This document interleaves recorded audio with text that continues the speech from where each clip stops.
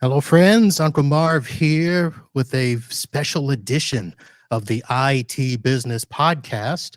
Welcome to the show. I have an in-studio guest with me today, Zina Hassel from ZLH Enterprises, a fellow Floridian. Zina, how are you? Oh, I'm very good. I am very happy to finally have met Uncle Marv. You've met me. I met you, yes, when I came down here, but everybody said, you have to go on the podcast. You have to see Marvin. You have to. So I'm very happy to see you, Marvin. Well, since you are a Florida woman, I guess it would make sense. And you live, what is it, about 9 miles from me? No, it's a little more than that. It was more than that. Okay. Yeah, it was about 20 miles, I think. I have a client that lives off Coral Ridge Drive, which is Okay. about 9 miles. So you're on Parkland, which is the other side of Right. That's Sawgrass. a large street. I have to tell people Florida is a large state. We have large streets. So Yes, it is. And no matter where I go, it always takes me onto the same highway. Yeah. Well, I mean, there's only really, what, 3? Well, 4 if you count the turnpike. My car loves the Sawgrass. Yeah. It doesn't matter where I am. My car will point itself to the Sawgrass.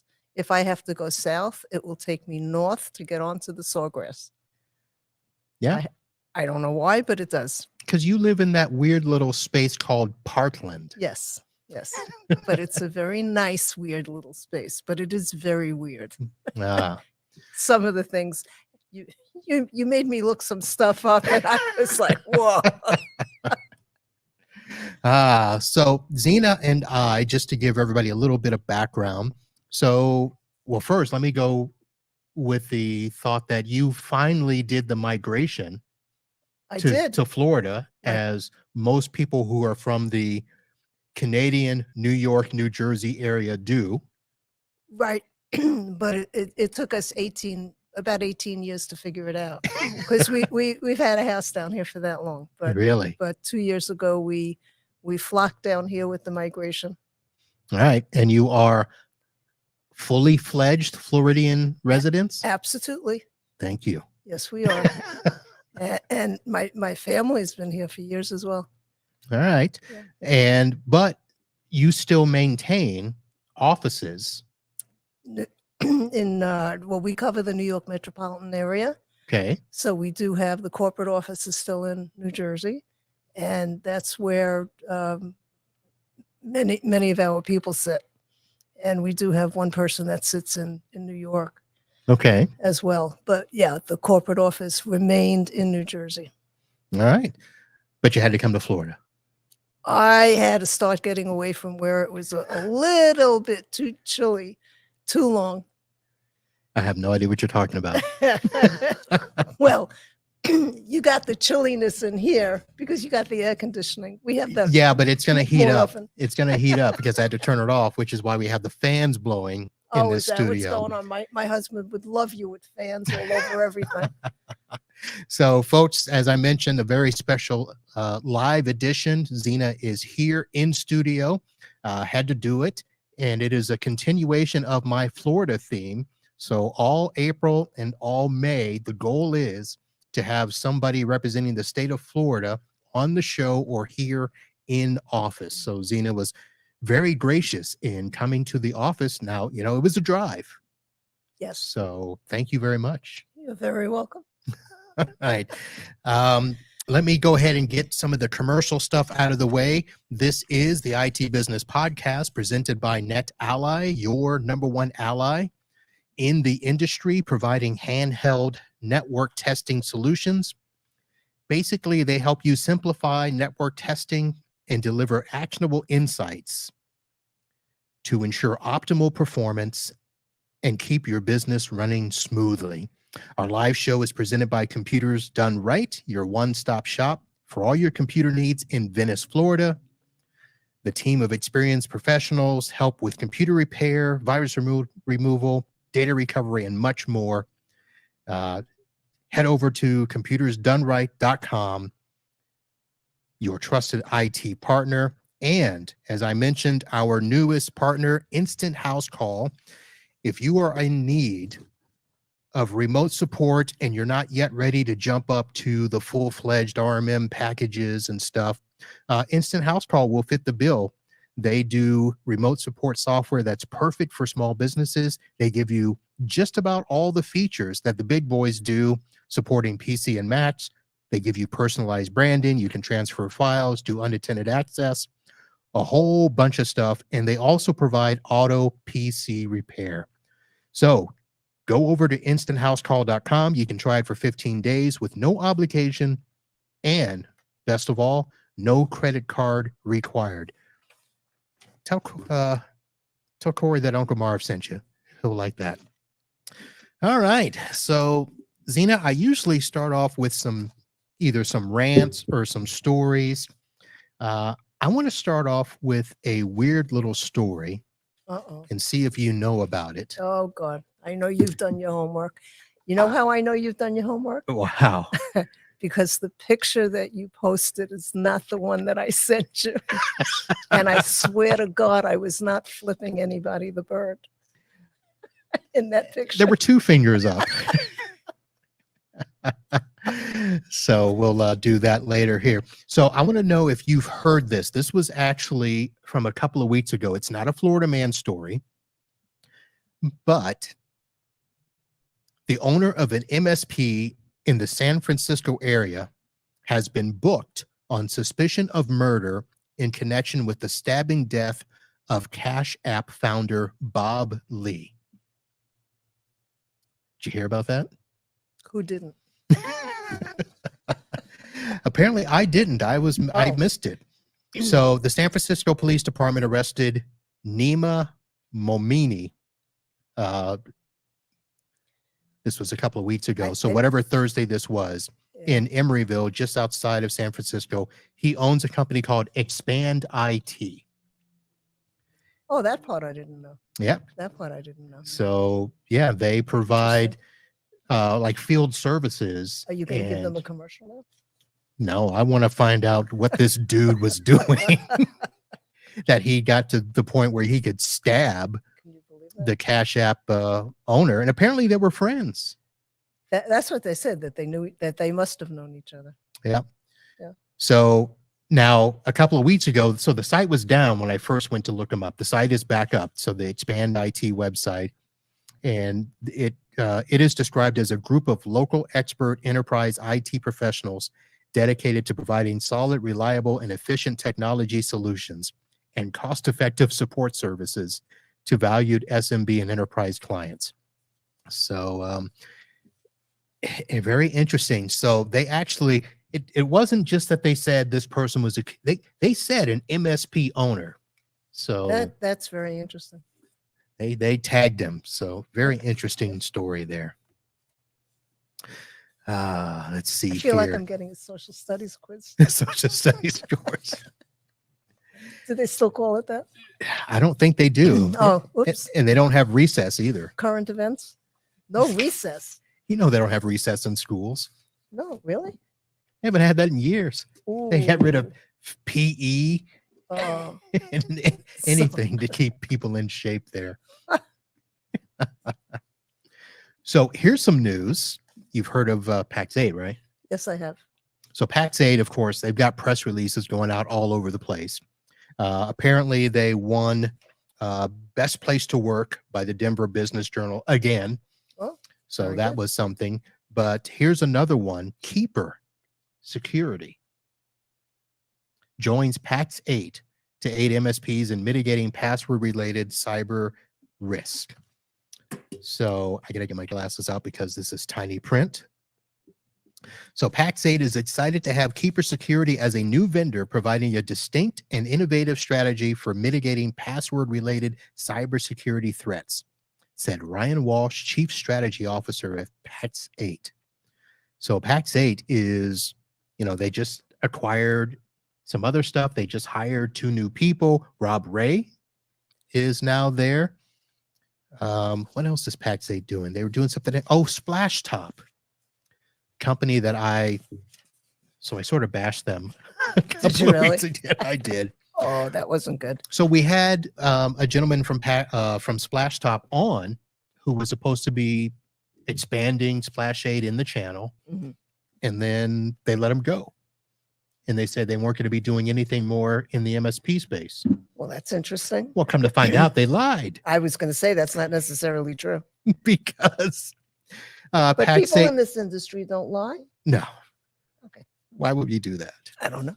So Splash Top is now added to the Pax8 marketplace, providing cost-effective and powerful remote access support and endpoint monitoring and management solutions. So it's hard to explain. They got rid of the guy, but then they went up and partnered with Pax8. So I'd love to find out from Mr. Rob Ray, You'll have to get him on the show. Yeah. Well, I got him on. It'll take me another year to get him on again. That guy is busy. So Pax8, busy, busy, busy. Now, I'm going to be going to see Pax8 at their upcoming conference. Well, good for you. Well, it's not just me. I mean, no. There will be, I'm sure, hundreds of people there. Yeah. Yep. Are you going? I am not. You are not? I am not going. So Pax8 Beyond is the conference. And you know what? I've got a little video commercial for us to tell you all about it. So sit back and enjoy. We've always defined ourselves by our ability to provide solutions, to do more with less, build something from nothing, to make the unknown known.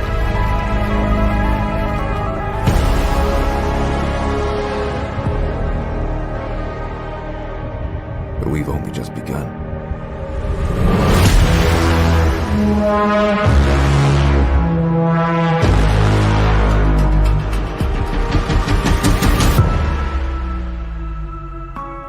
And we must never forget that our greatest accomplishment cannot be behind us, because our destiny lies beyond.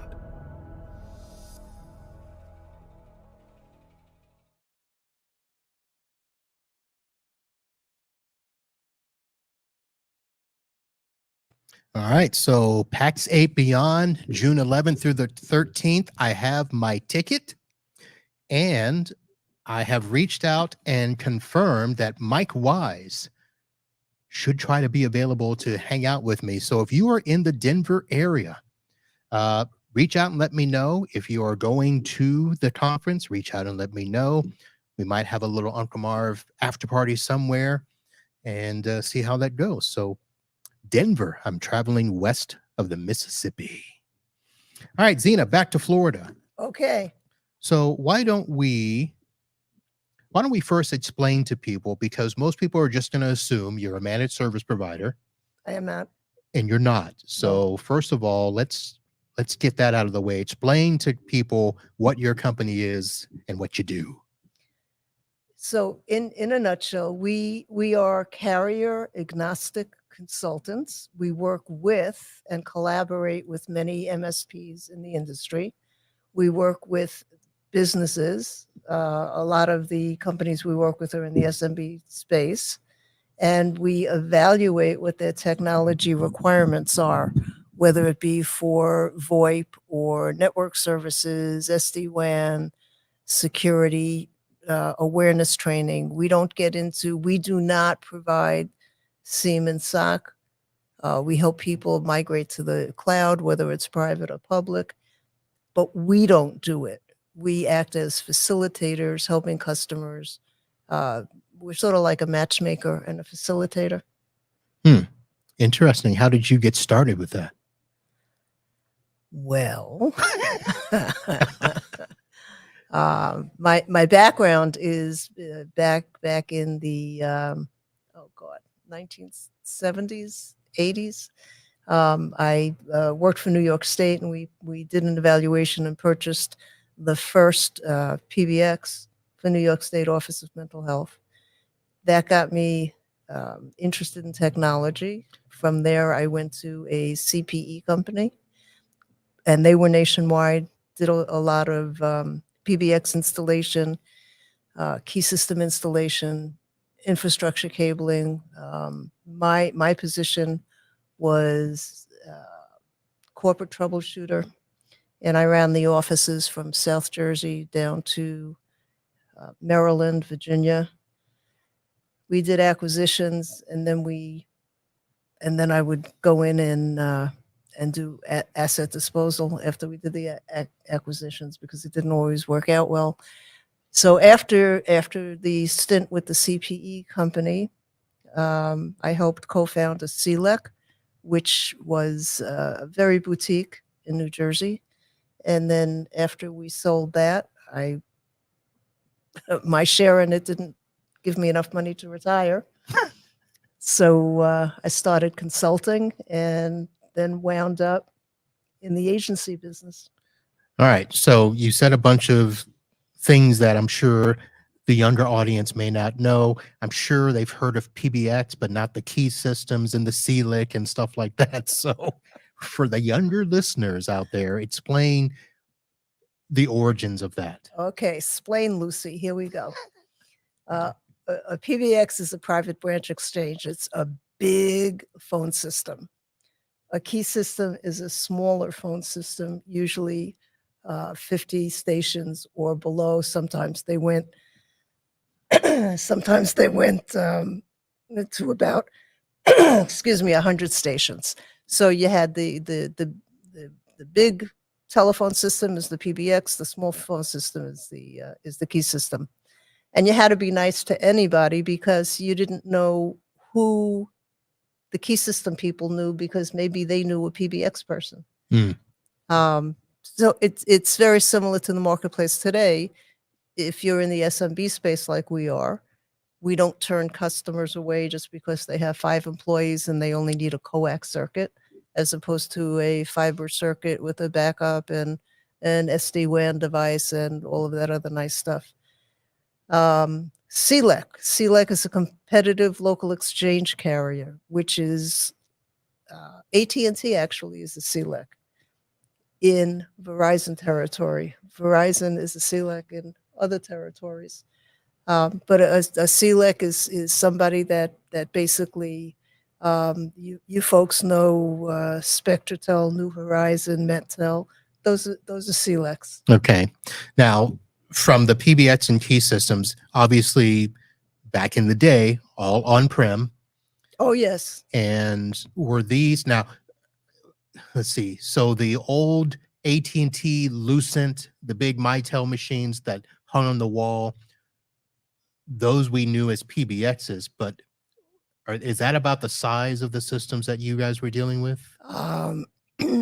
No, I mean, you had, excuse me, you had the largest, you had some systems that took up the size of this room, Okay. actually. Those were large, very large PBXs. But a key system could hang on the wall the same way that a PBX KSU or a cabinet. Back in those days, there were cabinets, and the cabinets started, like everything else in the computer industry, getting smaller and smaller and smaller. Right. Okay. Then you co-founded a CLIC, and then through thick and thin, you now ended up getting into the master agency side of the business. So does this, I'm probably going to be treading water here. So does this put I'll you kick in the, you if you do. they can see that on the, No, they can't see. So does this put you in the Sanders, Teleris, TCG category? We are A much smaller version Okay. of those. We actually have relationships with a number of I think they call themselves TSDs, TS something. I call them master agents. That's what I always know them as. Okay. The proper political name has changed. I don't know what it is anymore. Yeah. I just know that I call up somebody at Teleris who took over TCG is who I was with, and that's where we get all of our stuff from, except for the few that we're direct with. Now, you work with MSPs like me Yes. to resell internet? We don't resell. No? Nothing is written on our paper, excuse me, unless we have a consultant agreement. What we do is we prepare, present, provision, and care for third-party agreements. So the customer is always contracting with the carrier, not with us. Okay, well, then how do you make money? The carriers pay us. Oh, How do you okay. make money? Customers pay me? Okay, but in so certain instances, okay, well, if I'm going through, it's like if I resell Comcast through Teleris, Mhm. Teleris pays me, okay, but Teleris doesn't pay you. they may. Oh, so you could work with them, I could. or you could go direct. In some instances, I go direct, and it depends on who the carrier is. Okay. In the instances where we don't have a direct relationship with the carrier, because I don't want to carry 200-300 agreements, that we put through different master agents. Okay. So would I come to you and say, hey, I've got a customer that needs a Comcast fiber. Can you help me? We could, Okay. and we would help. We would go to Comcast and get the contracts written. My folks go into the Comcast portal on coax orders. They write the orders. Okay. On fiber, it's a different. Now, it's a different could I method. get paid by going to you and doing it? Mhm. I get paid from you or from Comcast? You get paid from me. Okay. Well, not from me personally, but from my company. Okay. And if I want it now, And there are MSPs that are under our umbrella. okay. Teleris, you might want to think about that. Give me a call. I may have Well, a new. we don't get me in trouble. We work with Teleris as well as a few other master agents. Okay. Now, obviously, you're in New York, New Jersey, and Florida, but I have to assume that you can work pretty much across the country, or do you have regions, or how does it work? No, we work internationally, actually. Internationally. Some of our largest customers are international. Okay. There are no boundaries. There are no territories. There are no restrictions, because the field is just full of carriers. That if a customer needs service outside of the domestic United States, that really is not a problem. We've put circuits in Europe. We've put circuits all over the place. Interesting. Mhm. Now, obviously, we've got, I don't know what the right word to call it.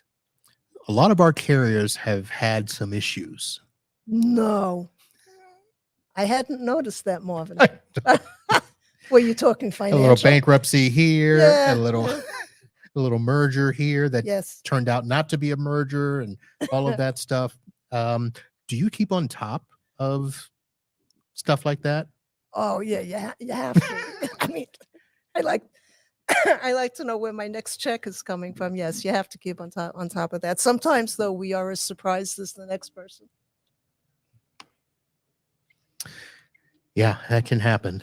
So those It has happened without naming names. There's at least one carrier that has canceled an agreement multiple times because of bankruptcies. I'll name a name. Well, I won't. I will. Okay. Windstream. Oh my, who are they? So Windstream used to be, God, who did they used to be? They used to be Broadview Paytech. Paytech, USLEC. Oh my God, that's going back many Yes. years. They, I mean, they weren't USLEC. They folded USLEC into them. They Well, If you're talking about legacy Paytech, yes. Ugh. I mean, legacy Windstream. Legacy Windstream was US Lec. Okay, I couldn't remember which is which. All I know is that Right. I think it started out as US Lec, then became a Paytech, Although, wait a minute. Someplace in there was and Paytech became Windstream. the Broadview was in there too. Okay, I don't think I dealt with the Broadview contract. Okay, Broadview is the Office Suite product. Oh, is it? Oh, yes, it is. Interesting. Oh, what happened to their all works? I never sold Allworks. I was never a fan of Allworks. I haven't heard of Allworks Okay. in many, many years. So I'm going to guess, and I may be wrong, that Allworks was replaced by the Office Suite Office product Suite. because that is their UCAS product. Yeah, that's what they're selling now. I've got Yeah. 147 phones with one customer on the Office Suite. God bless. We have many customers on Office Suite, and one of the folks in my office actually does a lot of the configuring so that customers don't have to call in to any carrier. We do that in our offices for them. You do that for the clients. Mhm. So I just dealt with Grandstream. What's the name of their thing? So a customer I just picked up. Grandstream is equipment. Well, yeah, it's the Grandstream, but it's Grandstream UCAS Oh, something. okay. Yeah. Some internet company is selling the phone system. So, and They all do. and nobody knew how to. So the tech is gone, and we've come in and we're got to learn the phone system. And I got into Portal before, and I figured out some things, but little things like you couldn't change the name on the phone or the extensions and that sort of stuff. So I needed somebody to walk me through. And the gentleman at this company who started the company is still the owner, but is semi-retired and living in South Carolina, had to call me because apparently nobody local could do it. So wait a minute. They had a server on-prem? Yes. Okay, I don't do those. I would prefer not to Yeah. either. I don't do those for that very reason. And we had that situation many years ago. One of our clients had 3 CX systems, which were not cooperating. They don't have them anymore. Yeah. So I think that this is one of those that's probably all he's done for all these years, Right. and it works. And I don't know when their agreement is up, but I will certainly be talking to them about changing. That would be a very good idea. So And what we suggest oftentimes to clients when they're faced with, do we do the cloud or do we do a server with SIP trunks? And I'm sorry, a lot of the MSPs that are out there won't like this. When you do something like that, you sort of almost locking yourself in to limited replacement vendors. okay. Depending on how the system is configured. Whereas if you're in a cloud-based system, you have more options, depending on which cloud-based system you go with. I have a feeling that because this customer is a single site, they don't care. It was probably the cheapest option. It's possible, but when it's time to replace the server, it's not going to be that cheap. Probably not. Yeah. So I'll call you and we'll sell them a new phone system. There you go. All right. Let's see here. So we've been talking internet and phones and stuff, but you mentioned some other stuff that you consult with. What are some other types of projects that you would help either an MSP like me or your direct customers with? Well, we do bill auditing, and we have recovered a lot of money over the years, 7 figures. So you go into companies and say, hey, let us see your bills and we'll find money that you're misappropriating? Well, those aren't the words that we use. It's not that it's been misappropriated. What we do is What's wrong with that word? I was gonna say, We we tell them if we find money that you've been paying that you shouldn't have been paying, okay. we call that a recovery, and we take a recovery fee. It's completely contingency based. If we don't find anything, we don't charge anything. Oh, so kind of like those personal injury attorneys down here. No, we're not sleazy. You only pay if we win. And I'm not sure that I don't know if I can recall a time that we never found something. I think we have always found something. Okay, so in a sense, this is a company that's just so big that they just might be overspending and not know it. Correct. Or no one has looked at the bill or not that they haven't looked at the bill. What a lot of people do is they say, well, the bill has been the same, so it's got to be right. But the issue is maybe the bill was wrong the first time you looked at it. Okay. So if it was wrong the first time, it's going to continue to be wrong. Or you may be on an old plan. So we take a look at that as well. Now, is this only related to tech stuff, or can you look at other bills and other accounts that they're using? Well, we limit ourselves to technology, but there are companies out there that will do utility bill auditing. We don't do the full bill audit. We have people that we can refer to for that. So, but we don't hold ourselves out as utility bill. All right. So in terms of telecommunications and that sort of stuff, do you ever dig into, like, do you look at an MSP bill and say you're overspending? Not. We have looked at MSP bills to see whether or not things are in line with industry average. Okay. We can look, however, at AWS and and Azure bills to see whether or not those are appropriate, because there's a lot of money there. Well, that could get tricky. Well, you want to be able to optimize those bills. Well, true. Now, I don't sell AWS, but I've looked at selling it. That could be tricky, because if you're just doing monthly or annual agreements, that's the one price. But I found that some MSPs have found a way to leverage those long-term 5-year deals. Okay. But have you ever looked at a bill where the usage far exceeds anybody's imagination? No, I haven't. I have Okay, no idea. You have bills like that are out there, and there are companies that can help to optimize those charges. Okay. So when you say usage out, we'll have to come back to that. Okay. Or you want to go ahead and try to explain it to me? Because I'm just a little old MSP. Oh, no, you're not. No, you're not.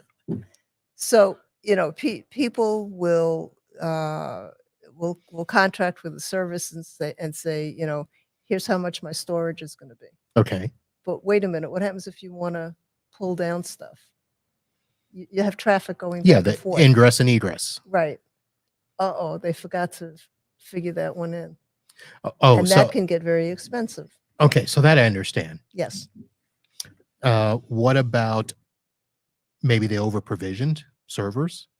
Is that part of it as well? And anything. So, we work with partners that have particular expertise in that niche market. Okay.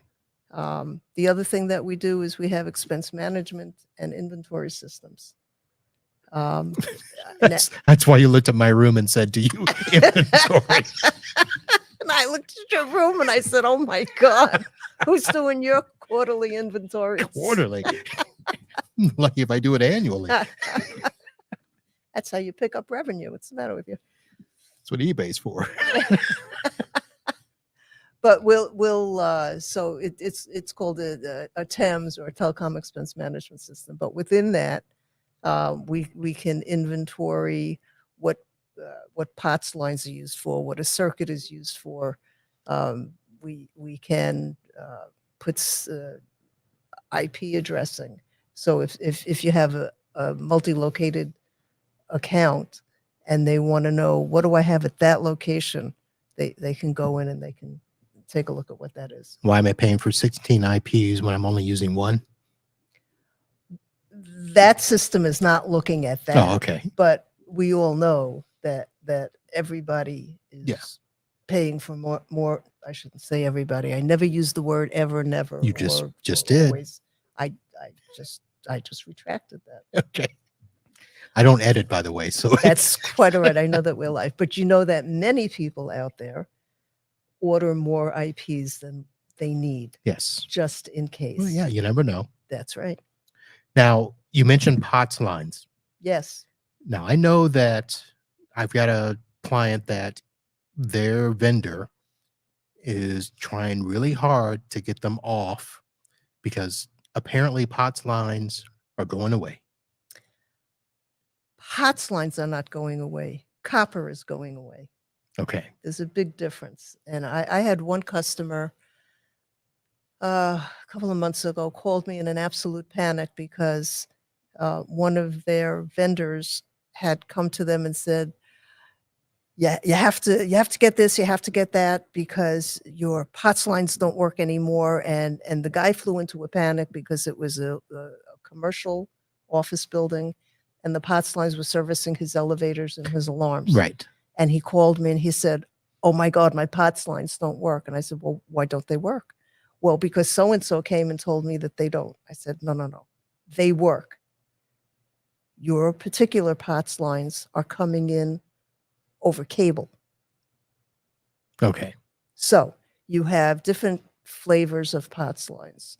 You can have analog lines coming over SIP because you put them through an ATA.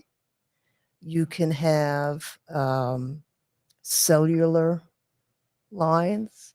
You can have all sorts of lines that give that same analog handoff that the copper gives.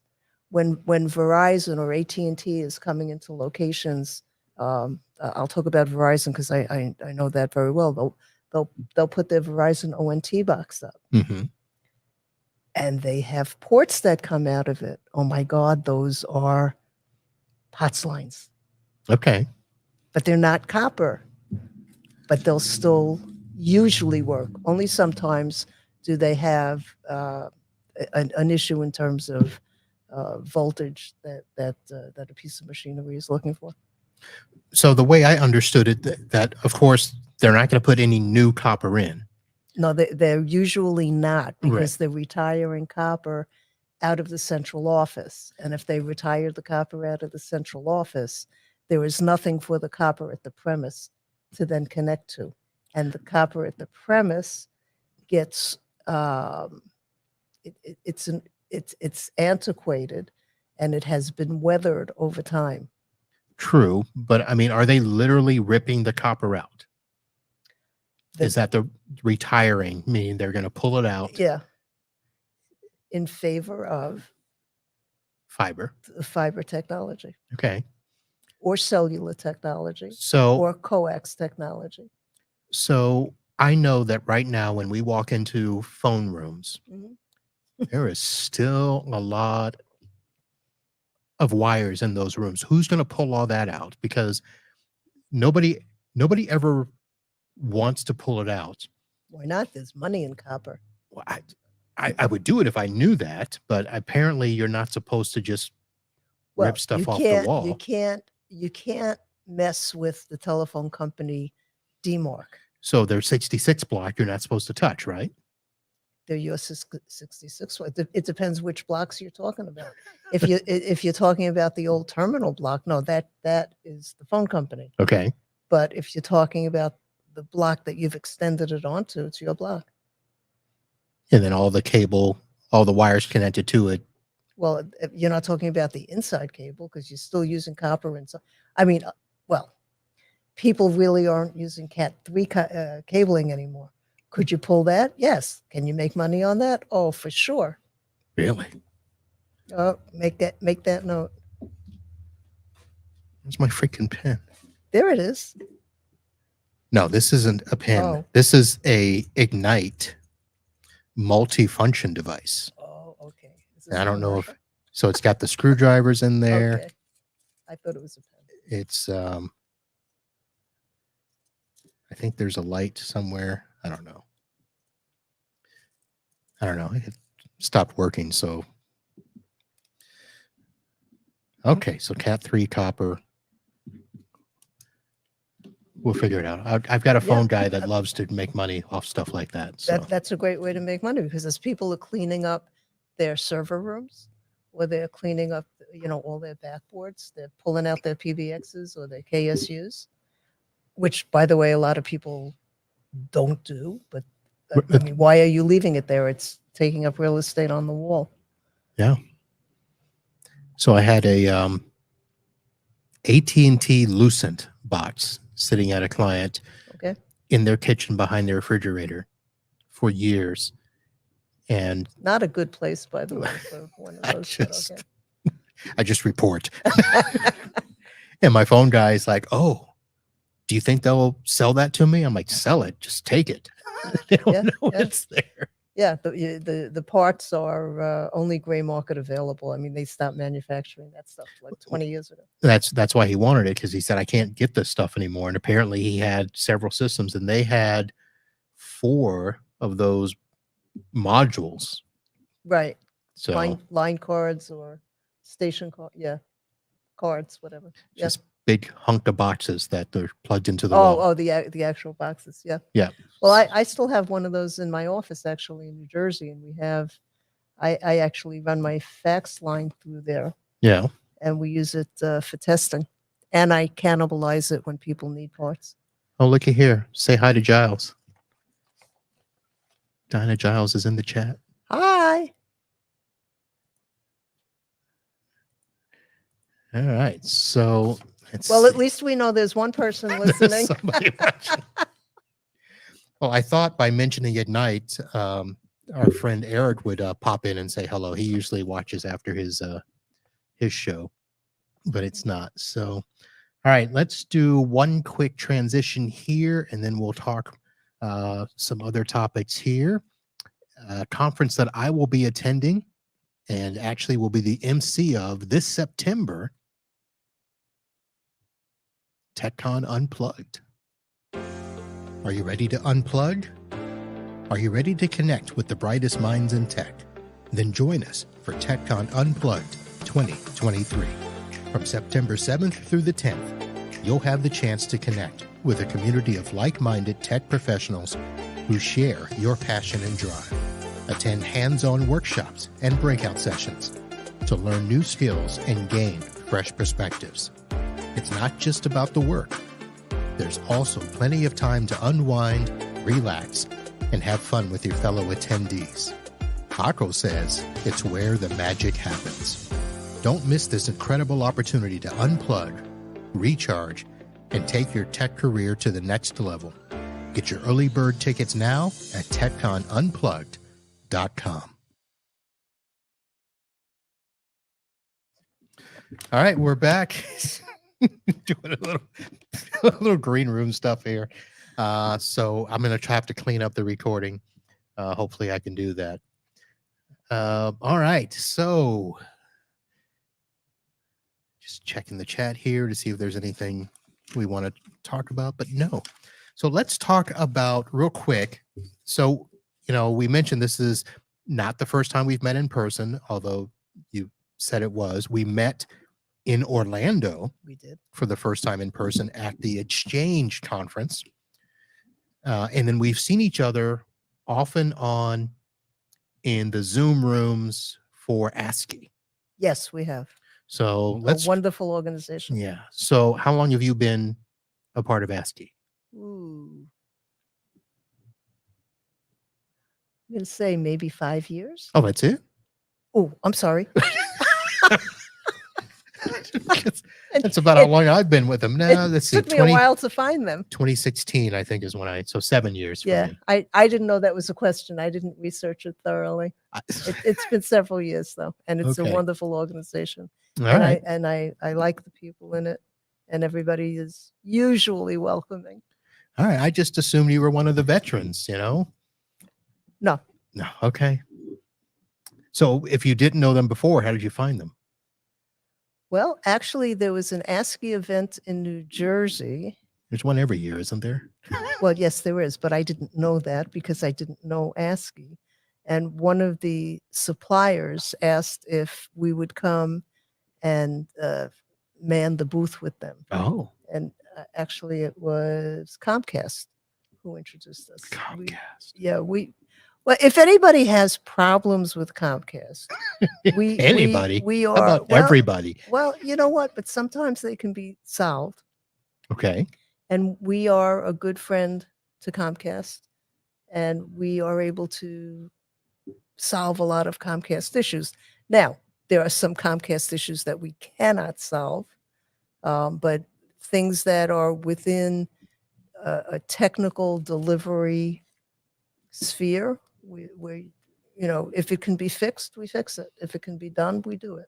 Well, we got to talk because my audience knows that I am Comcastic because we have outages all the time.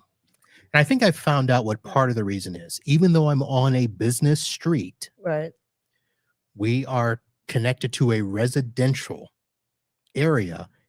We share the same Comcast. So it's not really business class, fast, reliable, as the commercial would say. Right. So what you need to do is you need to find out what the situation is with the node. And yeah, you don't want to know any of that stuff, but there are things at least to look into. Yeah. And perhaps it's resolvable. Actually, and I'm more than happy to help you. I would love to get fiber in here of some sort. Okay. But this is one of those streets. Well, we can pull a map and see who's here. Lightpath actually is making a play now. They followed me down to. They followed Florida. you? Yeah, right. Did you know that? No. No, I'm being sarcastic. I don't even know who Lightpath is. Altice. They were Altice. They were part of Optimum, Suddenlink. Okay, I've heard of Optimum. That whole crew. Okay. Okay, so Lightpath is the fiber part, and they broke apart, and now they're a separate company, and they are making a play in Florida now. Okay. But you also have another one of your favorites, probably AT&T, that's down here. AT&T's been here forever. Mm-hmm. So they've become competitive again. In certain instances, yes. And there are a number of different ways to purchase AT&T. You can purchase AT&T indirectly, sometimes for less money than through AT&T. Yes, what is it? The ABF product has come in pretty handy for a couple of customers. Mm-hmm. I don't know what that means. I just know that it's fiber-like speed. It's without the fiber-like price. Okay. Fios? Does that ring a bell? Yeah. Okay, there you go. Is that who ABF? The equivalent. Oh, I thought you were going to say it was a rebranded. It's like Lumen has their Lumen Plus product, which I mean, we install it when we need to. Mm-hmm.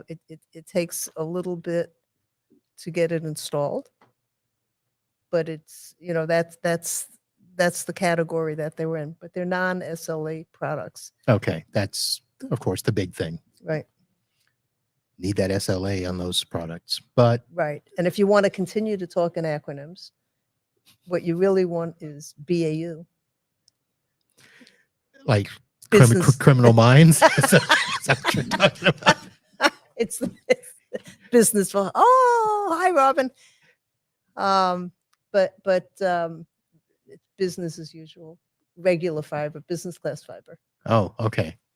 But that's usually twice the price or 3 times the price. Those prices are also coming down to some degree. There is a race to the bottom with internet services, which is why a lot of the companies are balking about it. Some companies have taken a position that there is a threshold that they won't go below. I gotta pay those bonuses and dividends at the end of the year. Yeah, okay, but then they just lower the stock price or split it or Split the stock, yeah. do something else stupid. Oh my. So I want to get to one question here before we run out of time. We're going way off script here, but I did want to ask you about being a woman-owned business. Okay, we are. I have tried to make an effort to talk about diversity and equity in the tech industry. I've had some female business owners on. Wanted to ask you, and there's going to be a little bit of a flavor to this question because you were up north and now Okay. you're down south. Okay. And But I'm still a woman. You're still It doesn't matter which state that I'm in. up and down, still a woman. So over the years, Yes. how has it been in our industry being a woman-owned business? Oh, absolutely miserable. Yeah. But a number of years ago, actually, I've been with ASCII more than 5 years, and Robin Miller probably knows how long. Hi, Lori.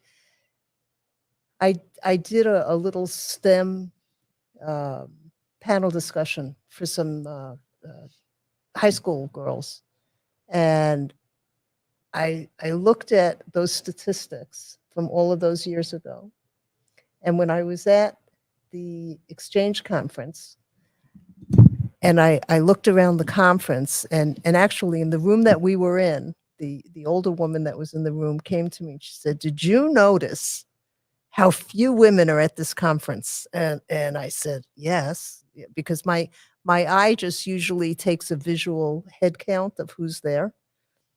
So years ago, women in tech or women in STEM were like 13%. And I don't think I don't think the bar has moved much from there. That's pretty good. That's pretty stinky. What do you mean that's pretty good? I'm just saying compared to, the blacks. Oh, well, and if you're a black woman, I guess you're in trouble. Yeah. But no, but the point is that the needle has not moved. Young women still seem to be hesitant to come into the field. I don't know if it's intimidation or I don't want to look like a geek or I don't know what it is. I'm not a statistician or I don't go around doing, all of those studies. I was at a conference the other day. There were about 25 people in the room. There were 3 women. And one black. Oh God, Marvin, I don't remember. Because that's usually the ratio. But there were Hispanic people. Does that count? Well, it's probably 50% Hispanic down here. but the point is that for women in technology, I think it's terrible that we have to call it out and always call it out separately. Right. Hey, Adrian. And I would just like to be part of we're all in technology. What's the difference if we're purple or black or brown or a woman or who cares? But the point that we have to call it out tells you that there may be an issue of some sort. And then even within that statistic of women in technology, how many of those women are women business owners in technology? Well, that's what I was getting to more because, there are women in our industry. A lot of them are geared towards, sales and HR and marketing and stuff like that. But finding an actual female tech is rare. Finding a female tech business owner is, I don't want to say rare. That's probably not the right word because it's unusual. Right. And in my particular instance, I am very happy to say it's even even rarer because I have a 2 generation because my daughter sits with me in the business. So that's my exit strategy. Will she continue on? Absolutely. She has ownership in the company. Well, she does. Oh, yes, she does. I have to get her. Mommy may be a witch with a B, but I'm also fair. Okay. We are not going there. We are not going there. Oh, my goodness. All right. Well, Oh, wait a minute. You have to read what Diana said. we did. I put it up Did- while you were talking Oh, there. did you? Okay. Yeah. On the bright side, there's no line for the bathroom at conferences. That's like her go-to line now. She's been saying that for the last 2 years. Oh, okay. I thought it was original. I thought it was really funny. All right. Well, it is that time. Uh-oh. What'd I do? You didn't do anything. You actually did a lot because you were one of the few people that prepared for this segment, Florida Man or Random Question. Mm. And you were sending me It's like, what the stories. hell is a Florida man? What is this? You've been here a couple of years now, you know. I never heard of it. I had to reach out to people. And then actually when I sent you the first one, I was like, oh God, that's like really morbid. So let me send the second one. Yeah. And it's tough for you because here's the thing. So you live in Parkland. Yes. Now you came after Yes. the school The shooting. Yeah. But it's prevalent again. They're still doing what are they doing? It's not a court. They're not in court right now, but they're doing. No, they did the whole sentencing. And They did. Okay, the whatever, sentencing. yep. Yeah. So that is prevalent. But you did bring up the story that I was going to talk about, and I have another one, but we'll just do the third one you submitted, the second one. How many did you submit? Oh, I don't know. I was just like flying. I didn't want to get caught not doing my homework. But the title is "A Million Bees Yes. Swarm Interstate After Florida Man Crashes Big Rig." So, of course, we're always used to stories down here of, accidents and truck spilling stuff, beer, corn, or whatever. But a truck in Florida spawned a swarm of 1 million bees after it broke its load following a collision on I-10. And for those that do not know, I-10 is at the north end of the state, basically going from Jacksonville to Tallahassee, east to west. So a semi carrying the bees was traveling westbound in the early hours of Tuesday morning when it was hit by a big rig truck merging onto the highway. Following the crash, the trailer of the semi broke open, releasing its cargo out onto the highway. But of course, rather than simply spilling across the road, the bees on board swarmed the highway. So yes, more than 1 million bees, 1 million bees were released into Duval County. And I think they had to call in just about every professional beekeeper around to wrangle the bees. And I don't think it's all done yet. I think they're still missing some bees. I have not kept up with it, but you've heard that expression, who let the dogs out? Who let the bees Who out? let the bees out. All right. And then, of course, I shared a non-Florida story earlier when I wanted to talk about the MSP owner, because I thought that was much more important to talk about than a Florida man story, Right. of which there are tons of Florida It's man amazing. stories. We have a lot of crazies down here. We do. And just to show you how many, I'm going to scroll to my phone here. What, how many crazies? And just when I do a search for Florida man, let's see, here's what came up today. Well, this is from yesterday. Florida man charged with throwing explosive at the Capitol riot. Oh, how nice. Florida man, for some reason, was at the forefront of that. Missing Florida man found dead in San Francisco. Let's skip that one. Oh, Florida man, 74, accused of grabbing flight attendant by the crotch. Well, it probably would have been more interesting if she grabbed him by the crotch, don't you think? It would have been. Let's see. Taylorsville police charged Florida man with indecent liberties. Here's a great one. Florida man, and this is for Chad, my Canadian friend. Florida man doesn't remember taking alligator on his blacked out beer run. Oh, somehow I think I would have remembered that. But it's a good thing I don't drink beer. Yep. So that is a story. I'll link to that. Let's see. Florida man reclaims his Florida man designation. Florida man accused of killing girlfriend. You know, We have something up in New Jersey. Hmm. I think it's called Weird New Jersey. Yeah. And if you take a look at that, I mean, they have books and magazines on it. And one of the things is not too far from where my office is, which is the old Marlboro Psychiatric Center, which is now closed down. And the kids go and hang out and do all sorts of weird things.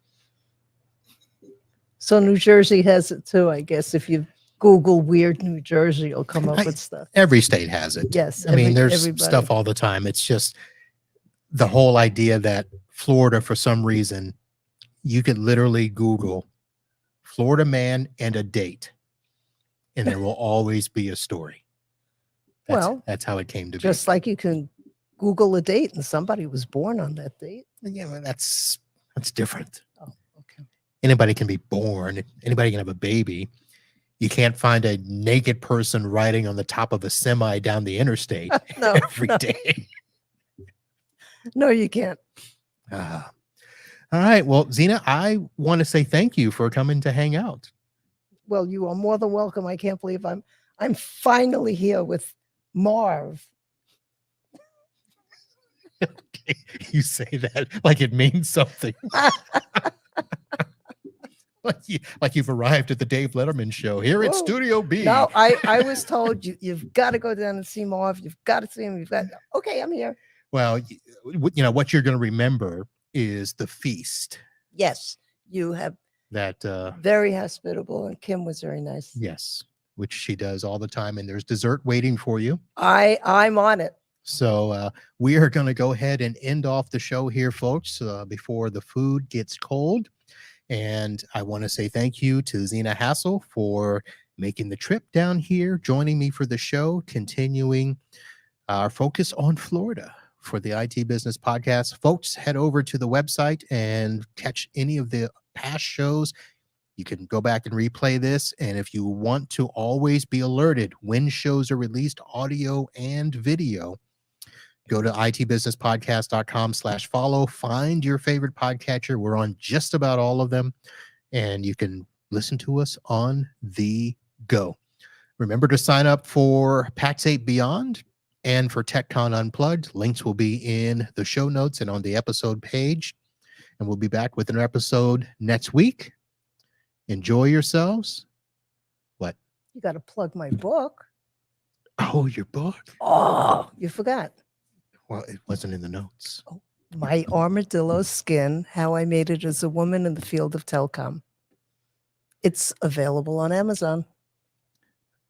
I'll get the link for that and put that in there. When did you write that, by the way? That was what I did over my COVID vacation. it was like 2 years ago officially, Yes, right? Yes, 2 years. Okay.